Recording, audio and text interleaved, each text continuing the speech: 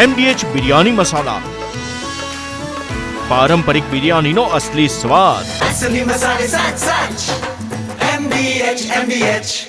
અમદાવાદના ગોતા વિસ્તારમાં પોલીસ વાને સર્જેલા અકસ્માતની ઘટના સામે આવી છે. PCR વાને કુલ 3 વાહનને ટક્કર માર્યાનો ખુલાસો થયો છે. અકસ્માતની આ ઘટનામાં 2 વ્યક્તિઓને સામાન્ય ઈજાઓ પહોંચી છે. કોન્ટ્રાક્ટ પર રહેલ ડ્રાઈવરની ધરપકડ થઈ છે. એ ડિવિઝન ટ્રાફિક પોલીસે ગુનો નોંધી વધુ તપાસ હાથ ધરી છે. જોખું આવી જતા અકસ્માત સર્જાયાનો ડ્રાઈવરનો દાવો.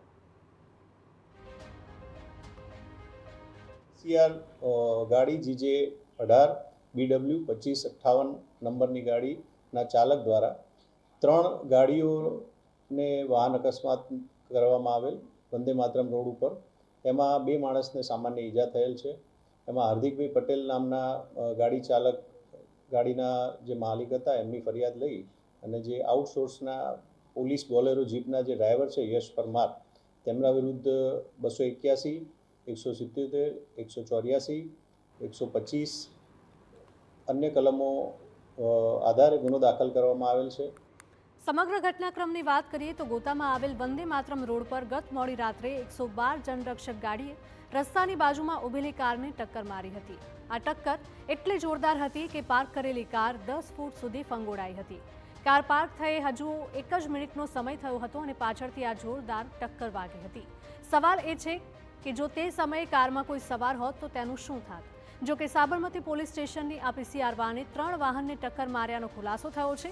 અકસ્માત બાદ તરત જ સ્થાનિકો ત્યાં ભેગા થયા હતા. આક્ષેપ છે કે PCR વાનમાંથી કફ સિરપની 6 જેટલી બોટલો પણ મળી આવી હતી.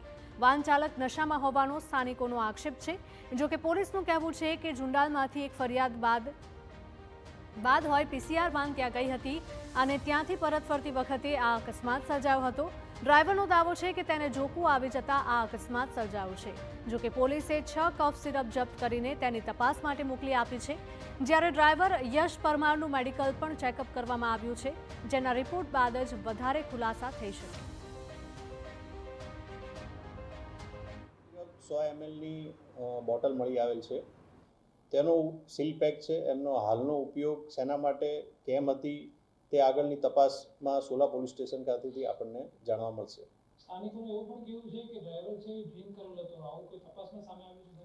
હાલમાં એવું કંઈ જાણવા મળેલ નથી. તેમ છતાં અમે બ્લડ સેમ્પલ મેડિકલ ચકાસણી અર્થે લેવામાં આવેલ છે. કફ સિરપનો જથ્થો કેમ રખાયો હતો તે અંગે સોલા પોલીસે અલગથી તપાસ હાથ ધરી છે અને તેને FSL માટે મોકલવામાં આવશે. કોન્ટ્રાક્ટ પર રહેલ યશ પરમાર છેલ્લા 1 મહિનાથી સાબરમતી પોલીસની PCR ગાડી ચલાવતો હતો. આ સમયે પોલીસ કર્મી ગૌતમ પરમાર વાનમાં સવાર હતા. 112 પોલીસ વાન જનરક્ષક છે અને જો તે આ જ રીતે ભક્ષક બનીને રસ્તા પર નીકળતા અનેક સવાલો પણ ઉઠ્યા છે. પોલીસની ગાડીએ અકસ્માત સર્જ્યો છે, જ્યાં ગત મોડી રાત્રે ગોતા પાસે આવેલા વંદે માતરમ પાસે જે PCR ગાડી છે કે તે ગાડીએ પૂર ઝડપે આવી અને જે રોડ પર રહેલી ગાડીને પાછળથી ટક્કર મારી હતી. સમગ્ર ઘટના છે તે CCTVમાં કેદ થઈ હતી કે જે આ 112 નંબરની જે PCR ગાડી છે કે તે ગાડી પૂર ઝડપે આવી અને ત્યારબાદ જે ટક્કર મારે છે. અહીંના સ્થાનિક લોકોએ જે આ ગાડીમાં રહેલા PCR વાનના ચાલક જે આઉટસોર્સિંગમાં રહેલ યશ પરમારને બહાર કાઢી અને ત્યારબાદ તેને દારૂના નશામાં હોવાના આક્ષેપ છે તે કરવામાં આવ્યા હતા. અને ત્યારબાદ ગાડીમાં તપાસ કરતા જે કપ સિરપની 6 જેટલી બોટલો છે તે મળી આવી છે. આ જથ્થામાં રહેલી આ બોટલોને લઈને અનેક સવાલો છે તે ઊભા થઈ રહ્યા છે. હાલ એ ટ્રાફિક પોલીસે આ અકસ્માતના સંદર્ભે ગુનો નોંધી અને યશ પરમારની ધરપકડ છે તે કરવામાં આવી છે. અને પોલીસના તપાસમાં સામે આવ્યું છે કે જે સાબરમતી પોલીસ સ્ટેશનની આ PCR ગાડી છે કે તેને જુંડાલ પાસે એક મેસેજ મળ્યો હતો અને જે મેસેજના આધારે ત્યાં આગળ જઈ અને ત્યાંથી પરત આવતી હતી અને તે સમયે અકસ્માત સર્જ્યો હતો. આ યશ પરમારની પૂછતાછમાં તેને જોખું આવી જતા જ આ અકસ્માત સર્જ્યો હોવાનું તેને કબૂલાત કર્યું છે. પરંતુ આ 6 જેટલી કપ સિરપ કયા કારણસર રાખવામાં આવી હતી જેને લઈને સોલા પોલીસ દ્વારા પણ વધુ તપાસ જે છે તે કરાઈ રહી છે. કેમેરા પર્સન મનીષ ત્રિવેદી સાથે મિહિર સોની, TV9 અમદાવાદ.